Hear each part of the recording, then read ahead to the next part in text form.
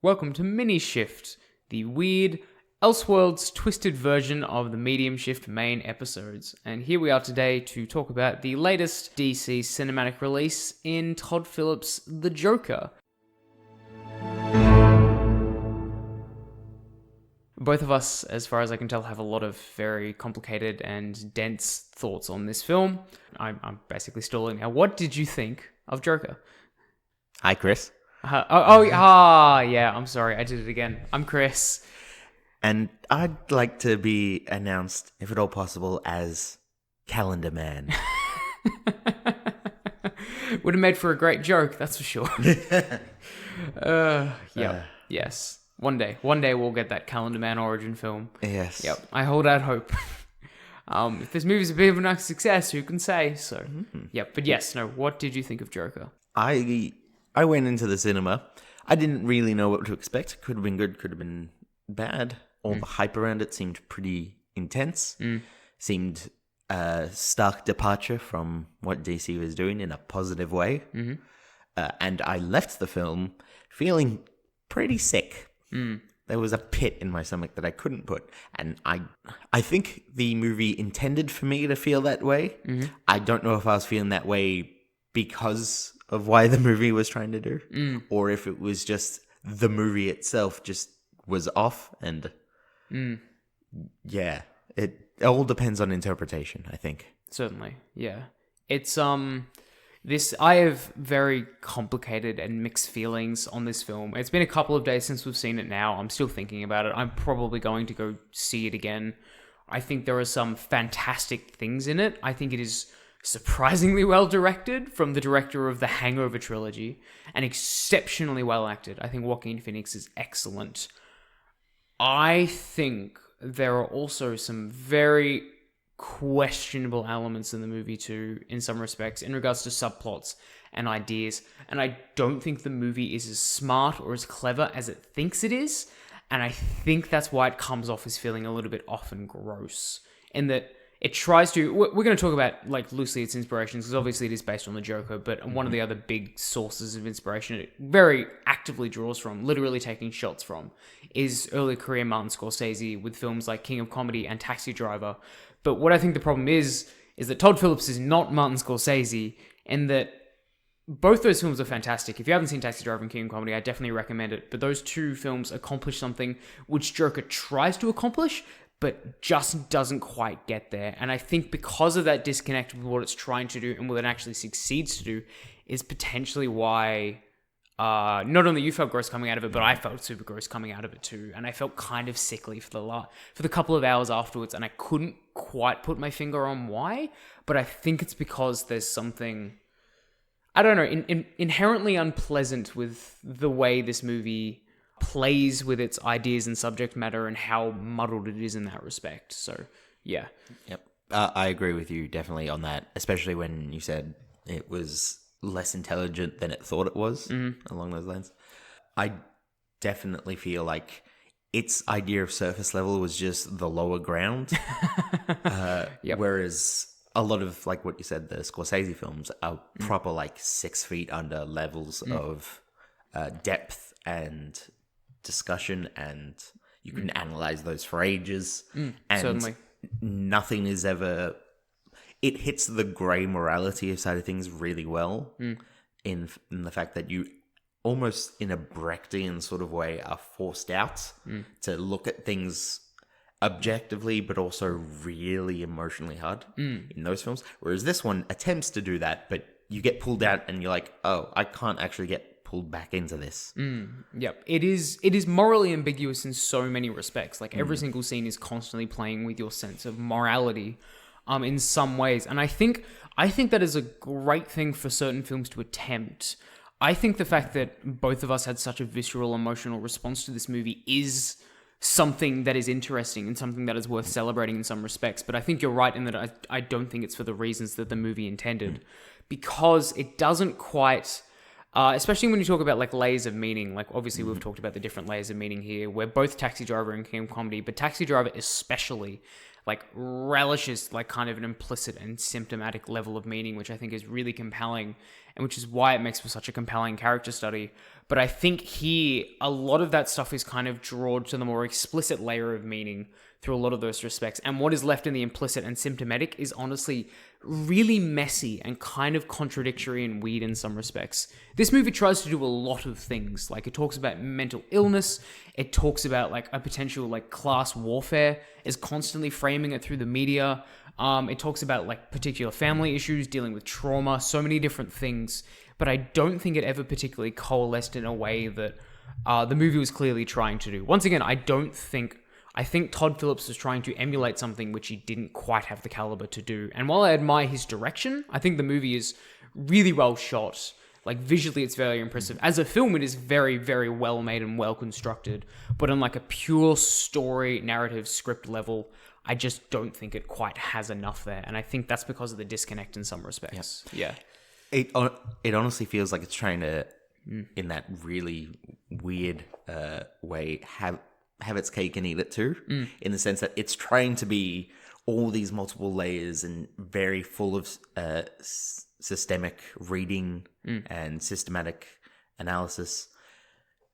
Those are words, right? I know what you mean. Symptomatic. Yeah. That's the one I'm looking for. And systemic ideas. But it's basically trying to almost look at it as both sides as equal for all of its sort of ideas. It's like, yes, the rich are bad, but also the people who are fighting that are also bad, and he's a bad guy, but he's also a good guy, and he's a anti-villain, anti-hero, and it leaves you with almost to your own devices and inherently draws from the context and the symptomatic way an audience will look at it in their current state of mind. And that, I think, because we have such the time of this release, there is so much going on and so much like tension in the world itself. Certainly. I'm very curious to see how people perceive this movie in 5 to 10 years, for sure. This will be a legacy that I think is well worth following. Yep. Yes, because it is so ingrained in what's happening around, and everyone's context outside it will influence how they read this film. And if you try and take that away, which is nearly impossible, you can't. Yeah. And I feel even if you did try and set this, say, 20 years in the past, 20 years in the future, it would not have the same reverence as it kind of seems to be getting now. Sure. Because it does not work without any of this stuff. Sure. It is very much a movie of its time and of today in interesting ways, that it is very clearly talking about a lot of the things, even though it's set in I think it's the early 80s or late 70s, somewhere around that time. It very much feels like it is representative of so much of what is going on in society right now. But kind of like the same way that Todd Phillips has just been making things actively worse in the press tour around this movie, I don't even think Todd Phillips has a great grasp on the type of film he has made and how it relates to contemporary society. And I think that has been appearing not only in the interviews he has been giving, but I think in the film itself, certainly. And even though it does grapple with a lot of those issues, I don't know if it necessarily... I don't know, it's very messy. And that's one of those things that I constantly come back to with this film. And there are a lot of things I really like and really admire, but it just... there's something inherently off about it, and I really think it comes down to the fact that Todd Phillips doesn't quite know or doesn't have a strong enough grasp on the film he was trying to make. And I think that has come across in on the story almost certainly. Yeah. It's really great and totally acceptable if a film does not have a definitive moral and ending to it. For sure. We've seen. Yeah. But in this one, it feels like it's trying to give you that ending, but it itself doesn't know what it's giving you. Yeah. And I think that's the main issue. It doesn't accept the fact that it's being morally grey, but instead going, yes, there's definitely an answer to it. I don't know what it is, but it's there. Take it. Yeah. And I think that then leads to why I felt so sick at the end of it. Yep. Because of everything else around it. To me, it felt like, this almost feels like just a villain has made the film and is like, yep, I'm totally on board with this. Take that idea with you. But I'm a good guy.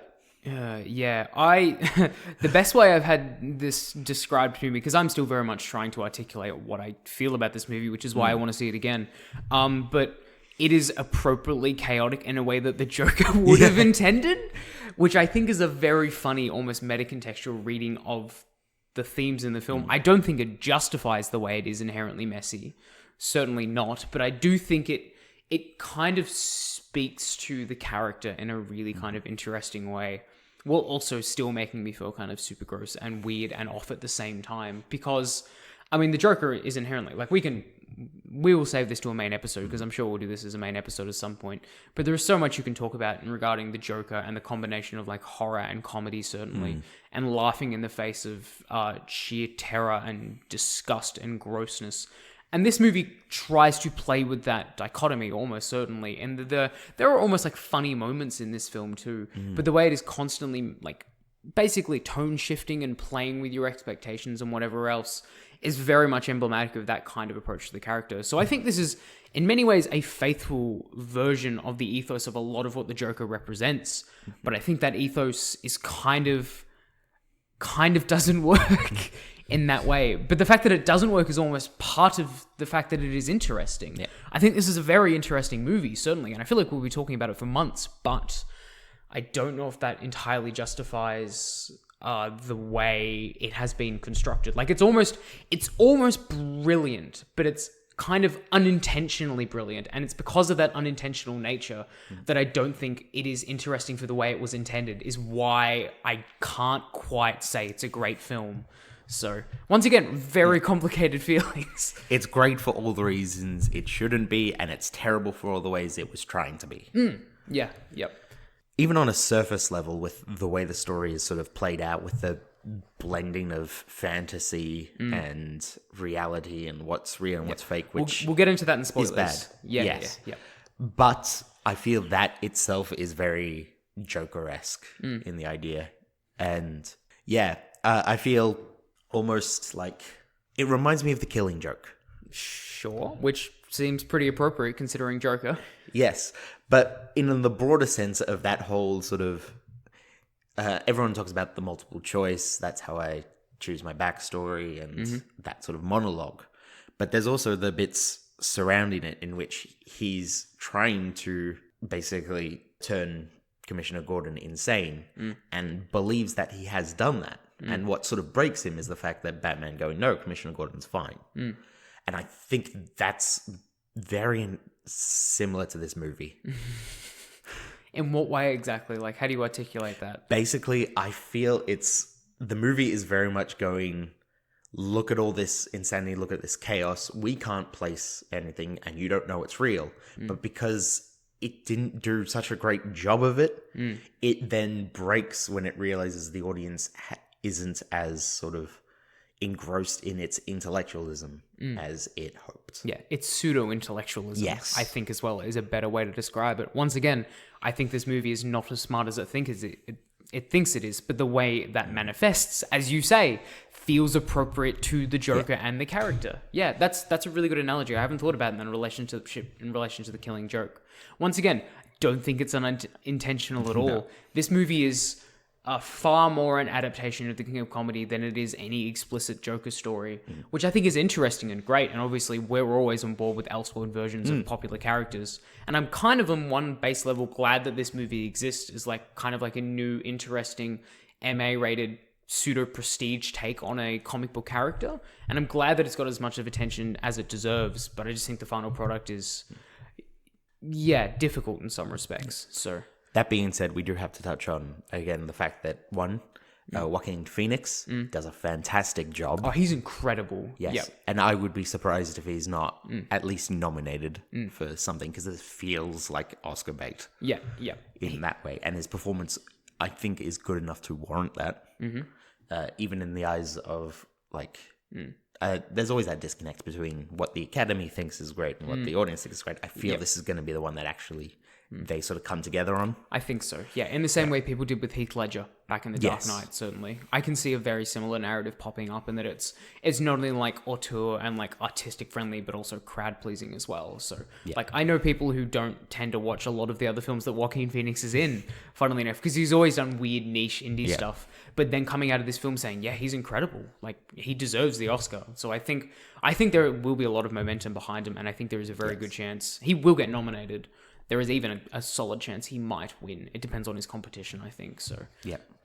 And I feel there's going to be more than just him being nominated from this film. I feel the sound was fantastic. Score is incredible. Yes. Certainly. Or just the sound design in general. Yeah. Yep. And cinematography. I feel there's some fantastic work in there. Yep. Yeah. I have a sneaking suspicion that Todd Phillips might be cut out. I don't think he's going to get a Best Director or Best Screenplay nomination, if I'm being entirely honest. Yeah, I agree with you. Definitely on the best like- screenplay. I feel Best Director sort of, it can go either way. Yeah, maybe. It'll be very dependent on the next, 3 months. How this film is responded to as well. Because obviously we're recording this just a couple of days after it hit wide release.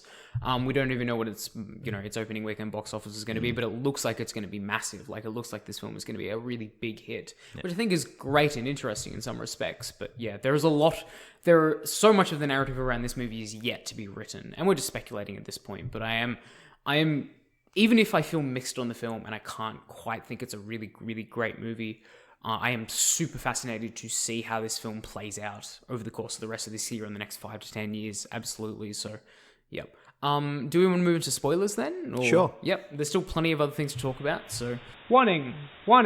This podcast contains spoilers. Listen at your own risk. I mean, obviously the big thing coming out of this movie that we were talking about this off mic briefly, but essentially how this movie grapples with what is very often called in art cinema subjective realism, which is basically how it represents a version of reality that is so intrinsically tied to the subjective, singular, individual perception of the character. And that describes this movie extremely well, because not only does Joaquin Phoenix show up in almost every single scene except for that one time when Thomas and Martha Wayne gets murdered, even in the flashback with his mother, like he's like standing in the back of the room, like it is so intimately about him, and it plays with that in this way, in that with the subplot with the girlfriend, Zazie Beetz' character, which they reveal later that was all entirely in his head, and they never actually ended up going out together, which I have a lot of problems with. I don't think anything about that subplot works, quite frankly. And I think the way this film uses subjective realism, once again, goes back to the fact that I don't think it's as smart as it thinks it is, in that it tries to play up this, everything is subjective, and this could all be in the Joker's head, and you say multiple endings things, but I don't think there's enough in the text to support that, certainly. Yeah, everything that people can think about it all relies on, logical fallacy and leaps of judgment in order to come to these conclusions, I feel, because there's not enough actual support and evidence in the film itself to be able to warrant these multiple readings of it. So I think it's the audience being too smart for their own good. Sure. In critiquing this. Yeah, I think people are reading. We're talking generally about the kind of suggestions that this movie plays with the reality in a way that you can argue that most of it is an illusion. Like most of it doesn't inherently happen. But yeah, as you're right, I think that is giving the movie too much credit, certainly. And more than anything, I think it was just used basically almost as like a cheap twist in relationship to Zazie Beetz and the girlfriend. Like, was it even meant to be a twist? They play it like a twist. There's this term, I've been reading into this recently, but in regards to twist films, they do what's kind of like a surprise gap montage, I guess is a good way to describe it, where after the reveal of the twist, they go back and show you previous scenes in the film from a different perspective to show you how you were misled. And that they play that literally like...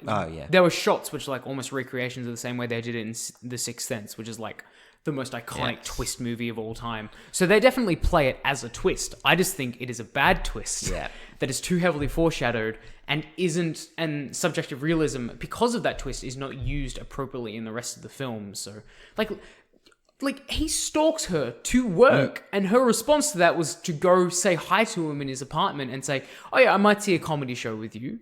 I mean, like, Seriously, either that's the most painfully written female character this year, or it's not real. I don't know. I think, once again, I think the movie is like, look at how clever and how sneaky we are without actually being that clever or interesting. So, yeah, that didn't really work for me.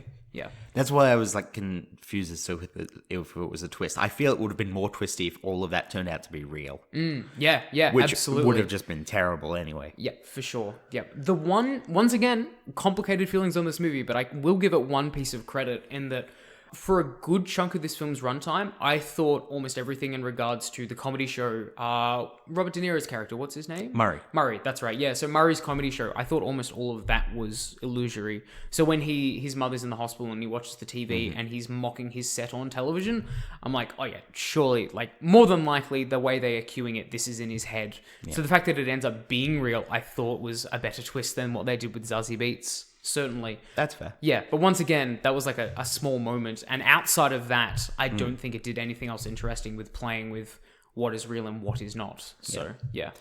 And I think with what you said about the Murray show, it did feel like there was no clear... There was clear that there was like the early fantasy sequence at the Murray show where he's in the audience and he talks about how I'd like to have a son like you, etc.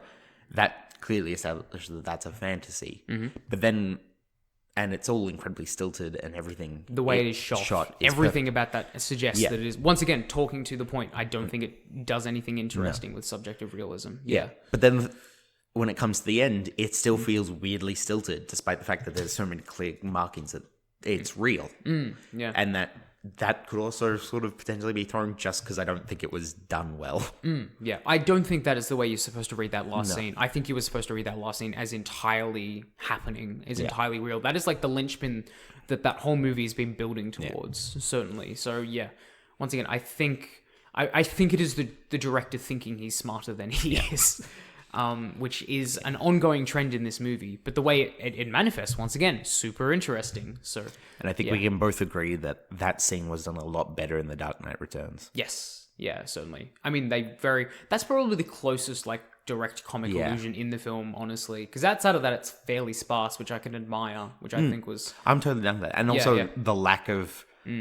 Well, it's almost like restraint on DC's part to not just cram it full of everything. Yeah, exactly. Like not a single laughing clown, fish. Yeah, make the cop Harvey Bullock. Like, just subtly reference, like, I don't know, a Harleen Quinzel at Arkham Asylum, like that kind of thing. Like, they could have crammed it all, but crammed it all with Easter eggs. But I'm very glad that they pulled it back so much to the point where the stuff from the comics, which they did add in, like that whole subplot with Thomas Wayne and Bruce Wayne, and the eventual murder of Thomas and Martha Wayne at the end of the movie, I didn't need any of that. Thomas Wayne could have just been a background character or not even mentioned at all. I would have been totally fine. I feel like I did not need that extra connection. Yeah. So, yeah, and it was just there because we need to reference Batman somehow, but I don't think that's what made this story interesting. There was something that Todd Phillips said about how the film needed to be hybridized in order to be seen and be good. Yeah.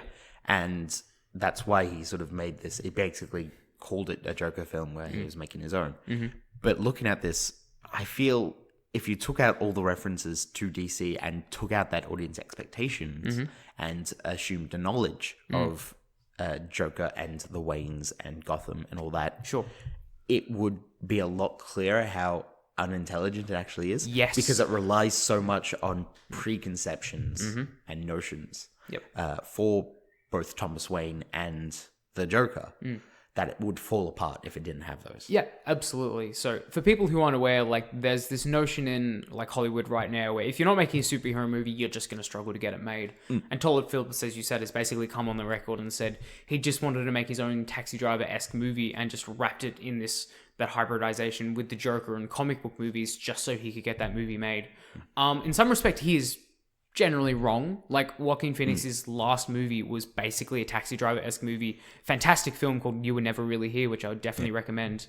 But I think you are absolutely right. I think in an interesting way, Todd Phillips was going out of his way to make a mediocre movie that was elevated by the fact that it is connected to Joker. But if this was not a Joker film, if this was just an original story, but he made all the same creative choices, presented it all the same way and everything like that, I think you are absolutely right in that I think this I think the bare bones and lack of intelligence of the movie would be so much more apparent. But because we're bringing so many of those preconceptions of the Joker, and even how I talked about before, about the fact that the movie is so chaotic, is reminiscent of the Joker unintentionally so, I think that the movie would be far inferior because of it. Yeah. So a lot of this movie's success, it really feels like, is predicated on the fact that it is not unnecessarily tied to the Joker, but is tied to the Joker. So, yeah. This is such a weird mixed bag in that this movie is so, I think it's so well made, and I think it's so interesting to talk about, but I just don't really like the movie itself. Like, I've enjoyed the discussion and the conversation around it so much more than I have the film, quite frankly, and I'm probably going to continue talking about it, especially when I go see it again and things like that. But I just wish it was in more assured hands. I wish someone other than Todd Phillips made this movie. And I think it could have been actually really compelling. I find that really interesting you say that, especially compared to before we went to the movie, where you basically said that you were really excited for the movie, but hated the discourse around it. And now you've just switched sides. Yeah, essentially. I mean, that was a different thing in that I'd been hearing about this movie for months, since it premiered at Venice, and I was sick of hearing about a movie that I had not seen. But now that I can join in on the conversation, I am enjoying it so much more than, ironically enough, I did the film. Yeah. So yeah, it's I'm glad big discussion talking point movies like this exist, and I think this makes for a fascinating conversation.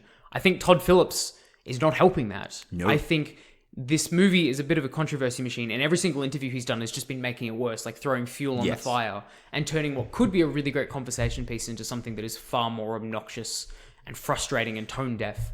But even outside of that, I think the movie is weird and chaotic and mixed enough that it makes for a really interesting discussion. So, yeah. I want to see this film again, but I don't want to pay money to see this film again. Hey, just wait until it comes out on streaming or something, or just pirate it or whatever else. But yeah, I'm glad this movie exists, but not for the reasons that I expected, which I think is, once again, very interesting, even if I do not think the movie is very good. So, cool. Is there any final thoughts, or shall we end this longest Minishift episode we've done? No, just, as always, give us a Calendar Man origin story. Yep. And if you haven't seen it, watch Taxi Driver, King of Comedy, and You Were Never Really Here. Yes. Because all three of those movies are basically just better versions of this movie. So, yes. Yep. Or if you want, for some reason, to see a worse version of this movie, go watch The Killing Joke. Yes. Oh, the comic is great. The animated film was not. Yes. Yeah. Specifically, watch it. Read the comic. Yes. Definitely read the comic. Yes.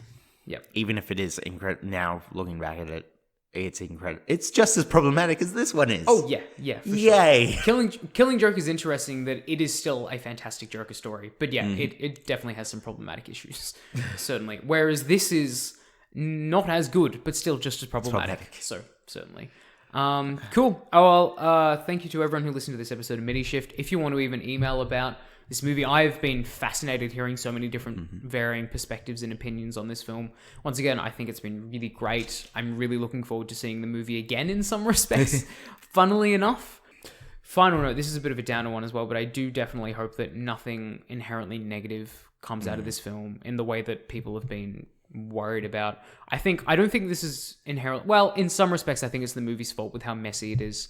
But I think there is definitely a possibility, kind of like Fight Club in some ways, that certain individuals will misconstrue this movie in a way that may lead them to do very dangerous and questionable things.